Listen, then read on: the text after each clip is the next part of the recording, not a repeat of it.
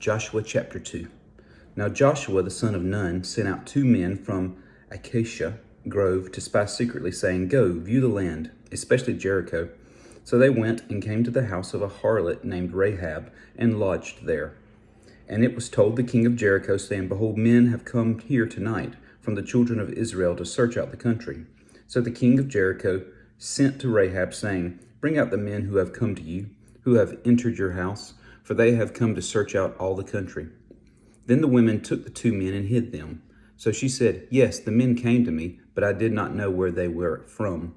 And it happened, as the gate was being shut, when it was dark, that the men went out. Where the men went, I do not know. Pursue them quickly, for you may overtake them. But she had brought them up to the roof and hidden them with the stacks of flax, which she had laid in order on the roof. Then the men pursued them by the road to the Jordan, to the fords, and as soon as those who pursued them had gone out, they shut the gate. Now before they lay down, she came up to them on the roof and said to the men, I know that the Lord has given you the land, that the terror of you has fallen on us, and that all the inhabitants of the land are faint-hearted because of you. For we have heard how the Lord dried up the waters of the Red Sea for you when you came out of Egypt, and what he did to the 2 kings of the Amorites who were on the other side of the Jordan, Sihon and Og, whom you utterly destroyed. And as soon as we heard these things, our hearts melted, neither did there remain any more courage in anyone because of you. For the Lord your God, he is God in heaven above and on earth beneath.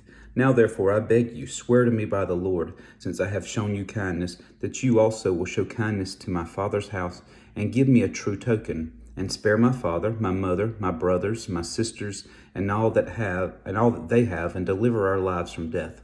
So the men answered her, Our lives for yours, if none of you tell this business of ours.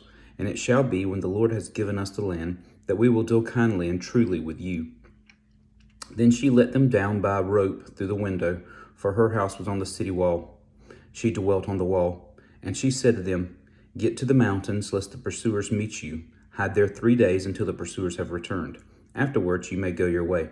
So the men said to her, We will be blameless of this oath of yours which you have made us swear, unless, when we come into the land, you bind this line of scarlet cord in the window through which you let us down, and unless you bring your father, your mother, your brothers, and all your father's household to your own home.